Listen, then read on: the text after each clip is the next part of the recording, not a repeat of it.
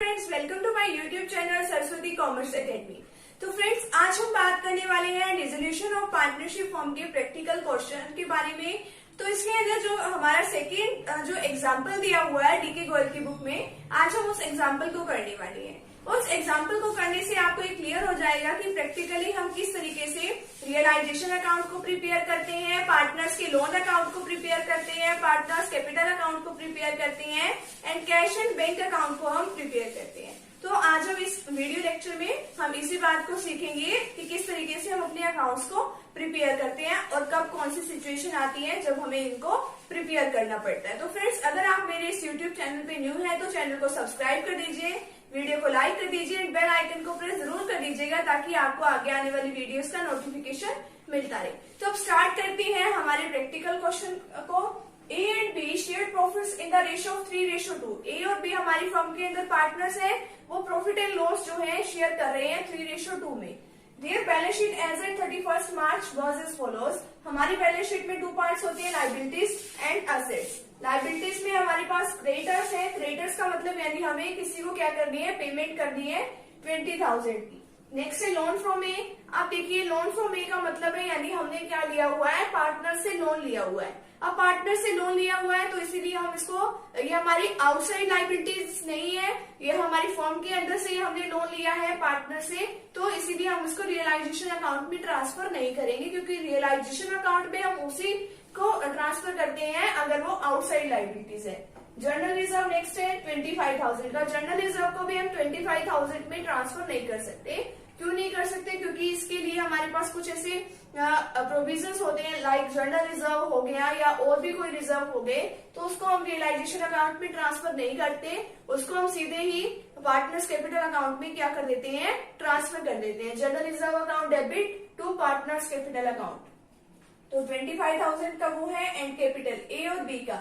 ए की 1,20,000 and B की 80,000 है। इनका टोटल किया 2 लाख आया। 2 लाख आया तो 2 लाख इन सभी को टोटल किया तो 2,61,000 सभी का टोटल है। नेक्स्ट है asset side, cash at bank 8,000, debtors जो है 40,000 के हैं। अब 40,000 के हमारी डेटर्स है और इनके साथ इनका क्या दिया हुआ है, प्रोविजन दिया हुआ है 1,800 का।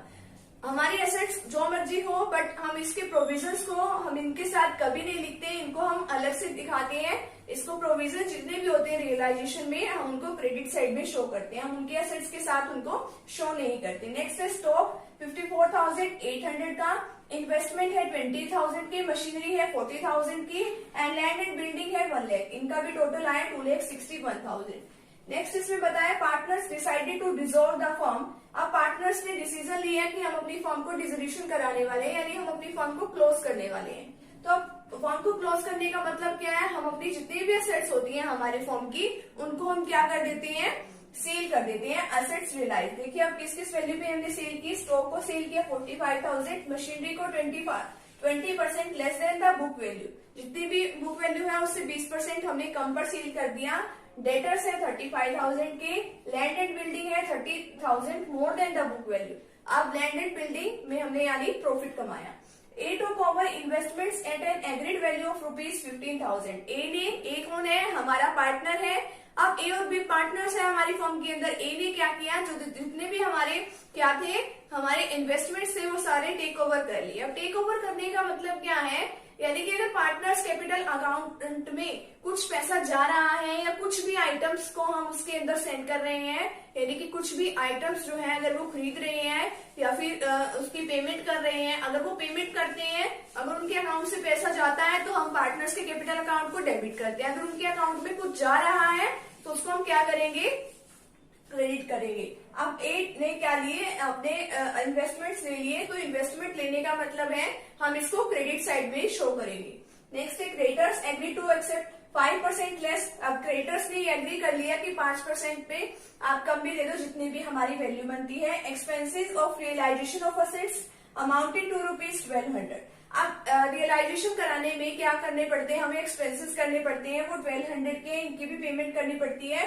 अब देखिए, जो रियलाइजेशन अकाउंट होता है ना, वो नॉमिनल नेचर का अकाउंट होता है। जितने भी हमारी असेट्स यानी कि जितने भी हमारे लॉसेस होते हैं या फिर हमारे एक्सपेंसेस होते हैं, उनको हम डेबिट साइड में शो करते हैं। जैसे कि क्रेडिटर्स की हमने पेमेंट की है या एक्सपेंसेस की हमने पेमेंट की है, या कोई पार्टनर जो है लाइबिलिटी टेक ओवर करता है, तो वो भी एक तरह का खर्चा ही होता है, उसको हम डेबिट साइड में शो करते हैं। और अगर मान लो असेट से हमारे पास पैसा आ रहा है तो उसको हम कहाँ पे शो करेंगे, क्रेडिट साइड में। अब नेक्स्ट इसमें बताया there was out of the firm, अब there was a typewriter in the firm के पास एक टाइपराइटर है which was bought out of the firm's money was not shown in the book of the firm's, it is now sold for ₹5,000। इसमें बताया कि आपकी firm के अंदर फर्म ने खरीदा हुआ एक टाइपराइटर है और जिसको बुक्स में शो नहीं कर रखा, देखिए यहाँ पे कहीं पे भी शो नहीं है, अब उसको सेल किया गया है 5,000 पे। अब देखिए रियलाइजेशन अकाउंट को हम प्रिपेयर करेंगे, एक डेबिट साइड होती है, क्रेडिट साइड होती है।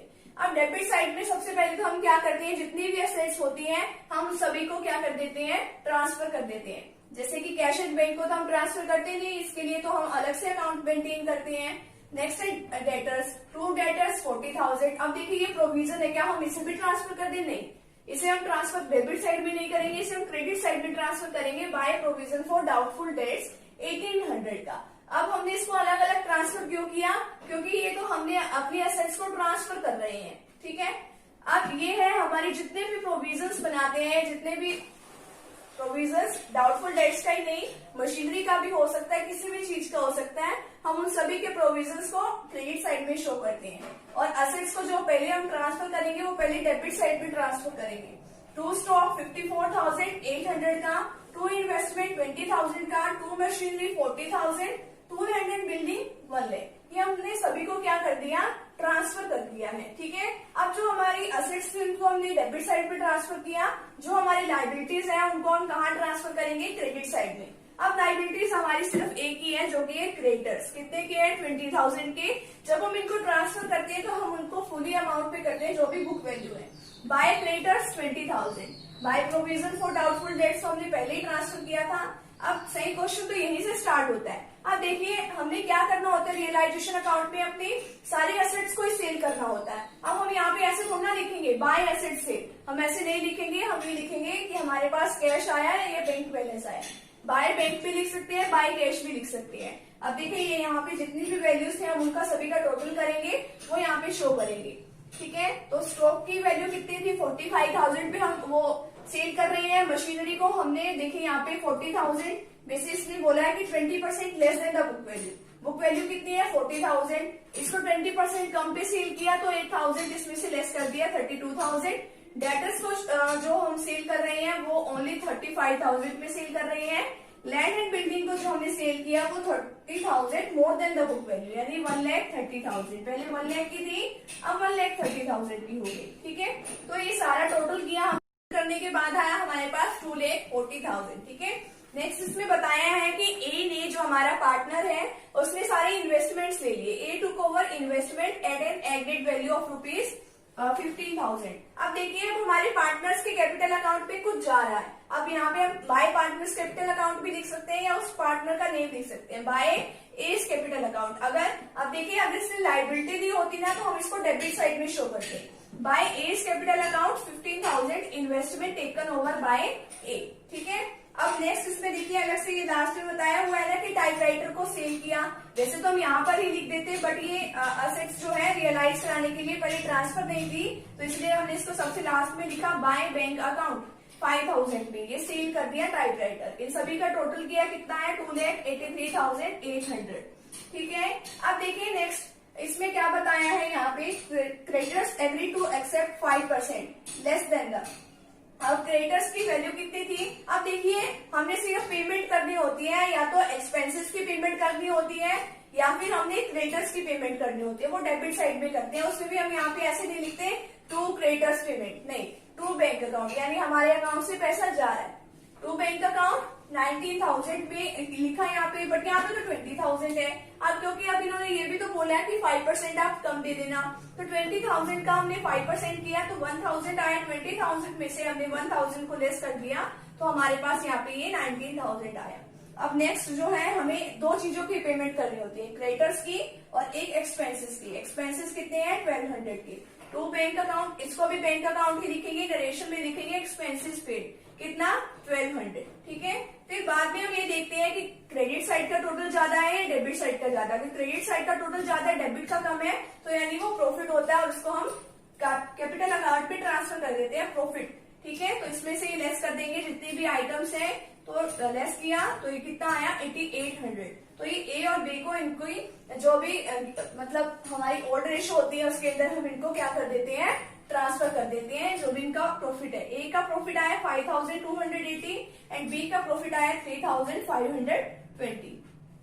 तो इसमें इसका भी टोटल हमने ऐसे इक्वल कर दिया। ये तो था रियलाइजेशन अकाउंट। अब हम बात करने वाले हैं इसके सेकंड उसके बारे में, सेकंड पार्ट के बारे में। इसके अंदर हम डिस्कस करने वाले हैं पार्टनर्स का लोन अकाउंट, इसकी कैपिटल अकाउंट एंड इसका कैश और बैंक बैलेंस। तो अभी देखते हैं इसके बारे में भी।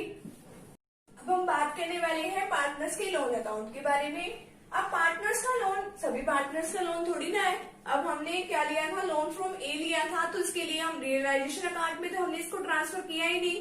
तो इसके लिए मैंने जैसे कि बोला था आपको कि इसके लिए हम अलग से अकाउंट प्रिपेयर करते हैं। तो ए लोन अकाउंट हम इसको प्रिपेयर करेंगे। इसके अंदर एक डेबिट साइड होती है, क्रेडिट साइड होती है।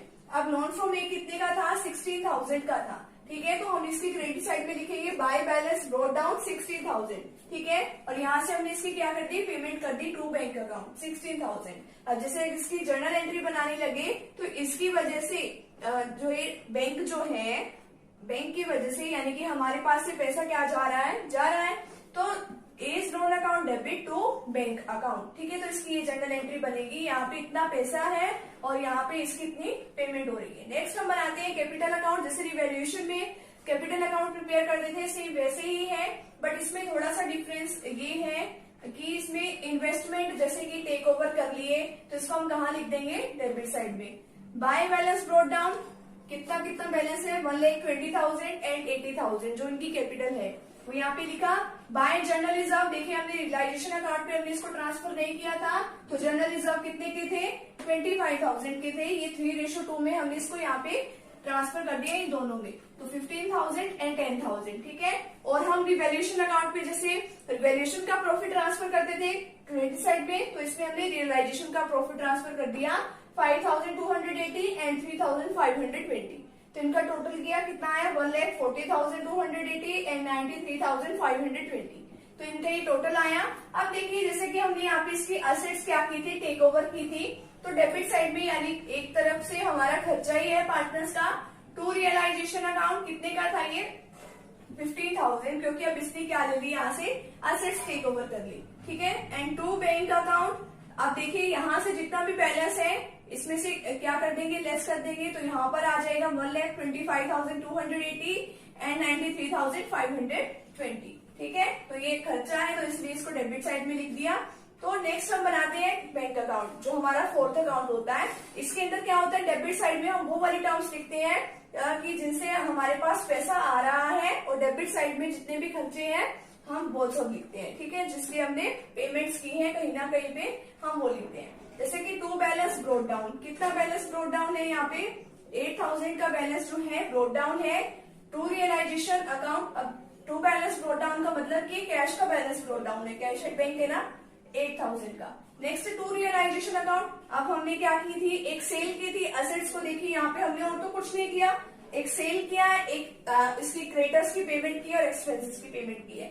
तो रियलाइजेशन में जो सेल्स की पेमेंट्स की है, असेट्स की पेमेंट की है, मतलब मिली है हमें, वो कितने की थी, हमने सॉल्व किया था पीछे, 2,42,000 की थी, ठीक है। अब नेक्स्ट जो था, एक अलग से टाइपराइटर जो था, हमने अपनी बुक्स में कहीं पर भी नहीं लिखा था, तो to realisation account typewriter sold कितने का किया था, 5,000 का। तो ये सब तो था कि इसकी आ गई 2,55,000, ठीक है। तो ये डेबिट साइड में है एंड क्रेडिट साइड में क्या है, बाय रियलाइजेशन अकाउंट। अब हमने क्या की, इनकी पेमेंट की, ठीक है। तो क्रेडिटर्स की पे की 19,000, क्योंकि 20,000 की थी, 5% की क्रेडिटर्स ने डिस्काउंट दिया, तो मतलब 1,000 का डिस्काउंट दिया तो 19,000 आ गया, ठीक है। Next by realisation account, expenses paid किए 1,200 के, तो ये भी इसमें क्रेडिट साइड में लिख दिया, ठीक है। अब देखिए नेक्स्ट क्या है, लोन की भी पेमेंट तो हम ही ने की है, बेशक हमने इसका अलग से अकाउंट प्रिपेयर कर लिया, बट पेमेंट तो की है बाय एज लोन अकाउंट 16,000, ये भी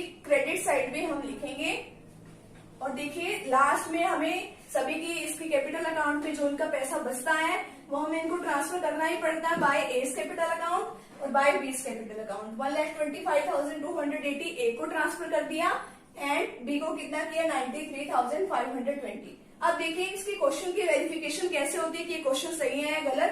अब इन दोनों का जो टोटल है वो हमेशा इक्वल आता है। अगर इनका टोटल इक्वल आया तो ये दोनों मतलब तो हमारा क्वेश्चन जो है बिल्कुल सही है। तो इस तरीके से हम अपने क्वेश्चंस में रियलाइजेशन अकाउंट, पार्टनर्स का loan account, capital account and bank या कैश अकाउंट हम इसमें प्रिपेयर करते हैं। तो अगर आपको मेरा ये पढ़ाया हुआ अच्छा लगा हो तो आप प्लीज मेरे चैनल को सब्सक्राइब कीजिएगा, वीडियो को लाइक कीजिएगा एंड बेल आइकन को प्रेस जरूर कीजिएगा। मिलती है नेक्स्ट वीडियो के साथ। Thank you very much.